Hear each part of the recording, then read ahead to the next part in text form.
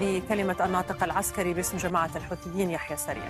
عظيم انتصارا لمظلومية الشعب الفلسطيني. المقاومة في عدم الاحتفاظ بهم في قطاع غزة. تفضل إعطاء فرصة للجهود الدبلوماسية والتوصل إلى تسوية معلومة. لقد تدخلت بعض الدول من خلال الوسطاء.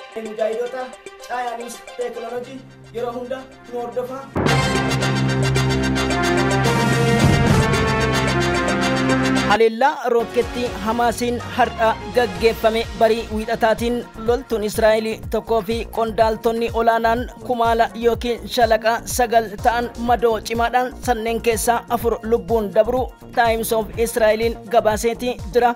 Akkasumas kutaawwan ollaa Gaazaa irraa araddoonni 9 guutumaan guututti buqqifamuun dhagahameeti jira. Salphinni Yoo'aab Gaalaant tibba kaleessaa Raafaatti dhaquudhaan Hamas dadhabee jira jedhan fuula addunyaa duratti isaan qaanessee jira. Nageenyi alaamanaa isin biratti haa jiraatu. Kun odeeffannoo waayitawaa keenya. Loltoonni Islamic Resistance Fighters yookiin warraaqsa humna Islaamaa Iraaqidha misaa'ilota cruise droonii Shahid jedhamtuun magaalaa Eelaat ibiddaan cincessu loltoonni 24 lubbuun darbuuf 18 maddoo ciccimoodhaan ta'uudha. Oomisha TBI Corporation kan qabeenya guddaa konkolaataa Israa'el cilaahuudha maddeen giddu galeessaa miidiyaan deeggaramne isinii dhiyeessina. Hizbollah Israa'el gara waraana cimaatti seenu akkasumas Ingilizii fi Israa'el doonii gurguddoo albuuda yuraaniyeemii hawtiin har'a dhabuu fi biyyoonni Arabaa seenaa waggoota 60 asitti murtoo cimaa lola Libaanos irratti deemuuf jiru. Ameerikaa fi Israa'el dura dhaabbachuudhaan falmii kamiyyuu Hizbollah cina dhaabbanna jechuun Ameerikaa fi Israa'el dugda kuteetii jiran.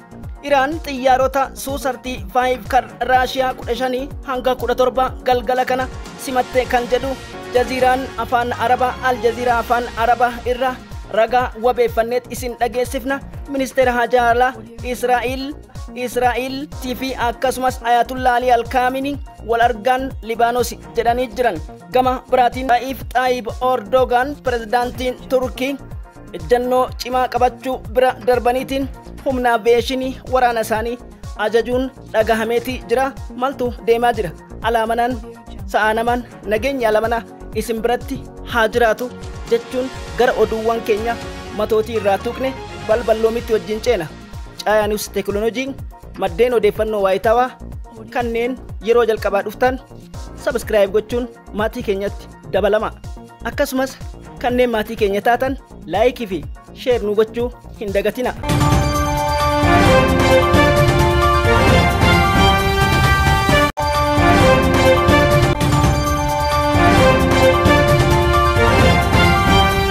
Some Barnes Israeli troops in the thermobaric fire in Gaza tell Mount 390 at Shajia days kan jedhu furmaata jibbaata qe'ee abboota isaanii tsiyoonota garjabeeyyiif dabarsinee kennuu irra du'a kan filatan ilmaan Filisxeemota ji'oota 9 walakka lubbuu qaalii keessa deebii hin qabne daa'imman dhalatan irra hamma ga'eessota qaroo hin qabnetti guyyaarra gara guyyaatti lafeetti cabsa dhiigatti dhangalaasa gara jabeeyyii maqaa mootummoota Israa'el jedhuun harka lafa jalaatiin biyyoota 50 oliin wal damboobanii Hamas tokkicha waraanuu irratti kan argaman humnoonni warra lixaaf Ameerikaa lola har'a Hamas taasise raajii ajaa'ibaa miidiyaaleen isaanii qofti ragaa ofitti bahanii jiru. Kabajamtoota hordoftoota keenya kutaa lola har'a keessa haleellaan rooketii kutaa Kaanenius irra Israa'eloota harcaasu bira darbe qondaaltota olaanoo 9 galaafate.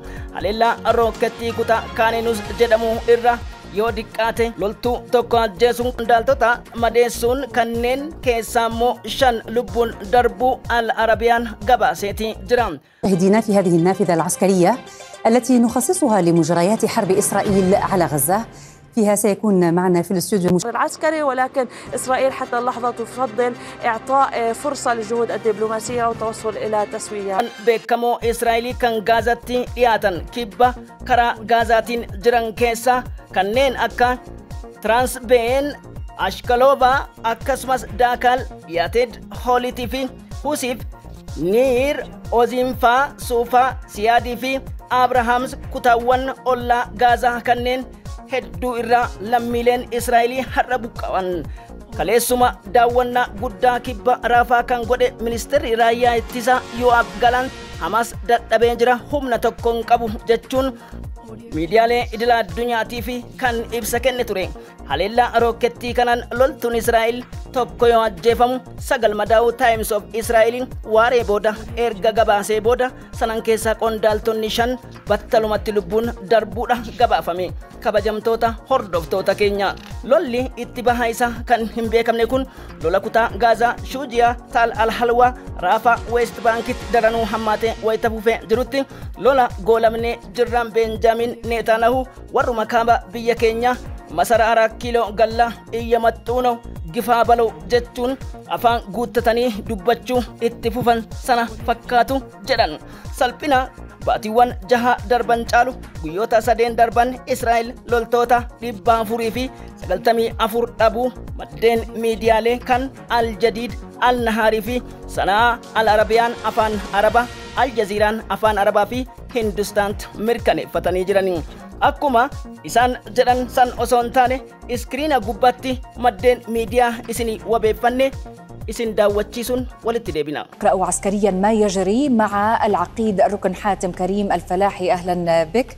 لكن قبل ذلك إلا كتا كانينوس إرّا حماس فراتين لولتو إسرائيلي أولانا توكو في قندالتوني سغل مداو تايمز اوف إسرائيل إرغا بيكسي قندالتوني ورانا سغلان كيسا شان دودا الجزيران ويهو هندوستانتيف تايمز اوف إنديا رويترز غدين باني جران غما بروتين هاليلان كتا رافا كيبا أكاسوماسي تال الحلوى في شيوجياتي هرّا ديم سيفما أولوف Hamas fanjiidhaan loltoota 24 dabalata nyaachuun Tel Aviviin jeequmsa biroo keessa galchuu maddeen miidiyaalee irraa kallattiidhaan kan isin daawwachiifnu ta'a. Nageenya lamana isin biratti haa jiraatu.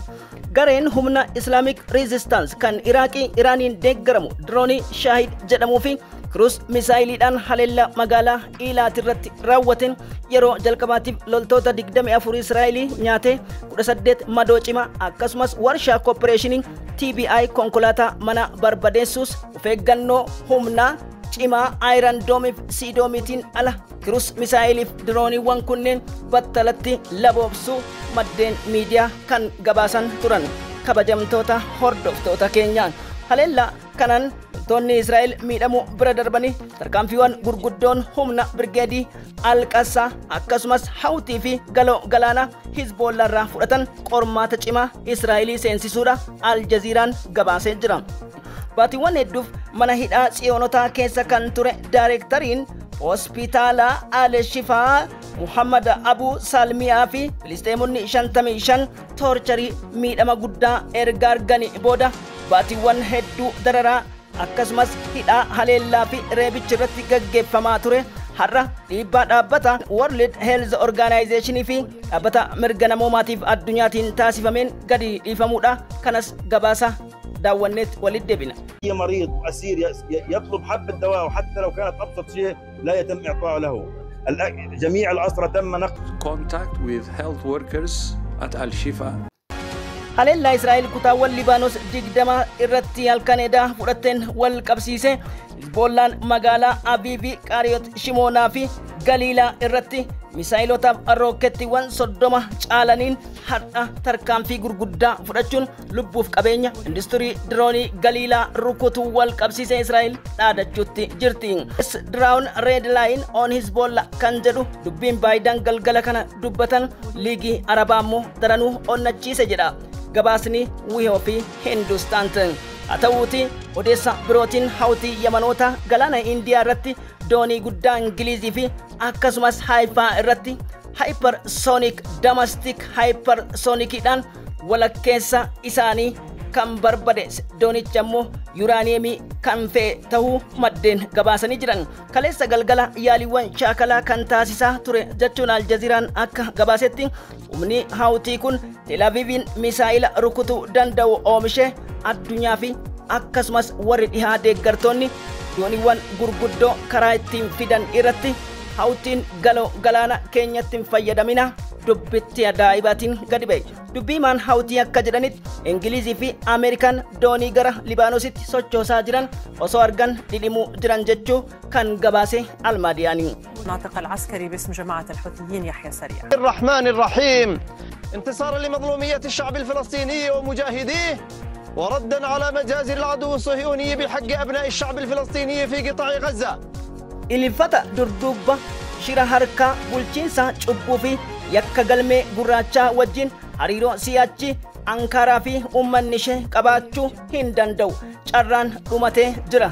Waa hunda caala dachaa wareegama uummanni Gaazaa kafaleef ammas Libaanoositti dhaadattan kana ta'uu ammoo Joon Baayiden qabatamaan nu garsiise. Kana kan jedhe Rasiif Xayyib Erdogan pirezidaantii Tarkiyeeti. Bulchiinsa Baayiden salphina guddaa Benjaamin Netanyahu uummata Gaazaa irratti ga'ee duuba dhaabbachuun akkasumas deeggarsi tibbanaa kun wabiidha jechuun osoo nuti lubbuun jirru Libaanos bara dhakaatti jijjiirra kan jedhanis abdii isaan wal keessaa qaban jechuun gamtaa neetootii fi akkasumas dhaabbata mootummoota gamtoomanii akeekkachiisuun loltoonni Tarkii humni galaanaaf aviyeeshinii akka qophaa'u Rasiif Xayyib Erdogan beeksisanii jiru jechuun Anaadooluun gabaasee jira.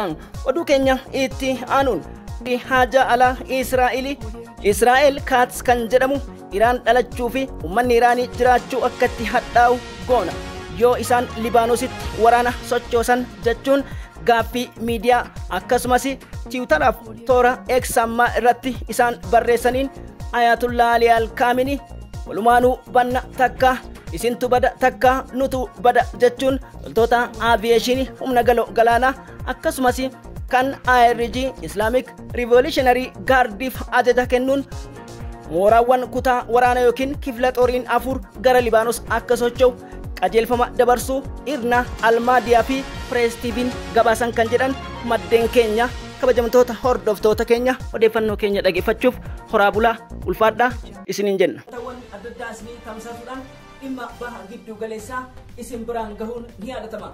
Maarree baha giddu galeessaa keessatti sagantaan keenya tamsaasa yeroo hundumaa wiixanni akkam oole. Akkasumas immoo kibxata oduuwwan jiran maal fakkaatan Interfact, Al Arabiyaa, Al Jazeeraa akkasumas Wiyoo Hindustaan dabalatee maaltu darbe guddaan isin biratti haa jiraatu. Lola baha giddu galeessaa ilaalchisuun caayaan yeroo hedduu sagantaawwan adda addaa isinii tamsaasuudhaan dhimma baha giddu galeessaa isin biraan gahuun ni yaadatama. Maarree baha giddu galeessaa keessatti sagantaan keenya tamsaasa yeroo hundumaa haalli baha giddu galeessaa walitti gaarreeffannaan Iraanii fi Israa'el gidduu akkasumas immoo Raashiyaa fi Yuukireen gidduutti Beelaaruusii fi Ameerikaan sadarkaa niikleerii walitti fudhachuu gahanii jiran. Libaanos irraa biyyoonni liigii Arabaa maalitti jiran murteen isaan Hizbollaa toora shororkeessummaa keessaa baasan Ameerikaa maaliif Hamas balleessinee jirra guutumaan guututti Gaazaa Strip kan jedhamu keessaa duguugneet yeroo jedhanitti humnoonni Hamas kumoota 30 ta'an Israa'el kola basaasaatiin tilmaamtee Muusaad argachuu fi akkasumas loltoonni 460 guyyaa 5 keessatti Israa'el irraa akka baalaa harca'uun walgaaffii miidiyaalee ta'eeti keenya har'a akka isinitti tole abdii qaba. Oduu keenya akka dhageeffattan odeeffannoo keenyas maddeen qabatamaa irraa akka wabeeffattan abdii qabna. Yeroo hundumaa filannoon keessan caayaa niws teekinooloojii maddeen teekinooloojii odeeffannoo caayaati. Caayaa dhageeffachuun, sheer gochuun, laayik gochuun, haarawaa yoo taatan immoo sabiskiraayib gochuun maatii keenyatti dabalamaa waan nu dhageeffataniif ulfaadha.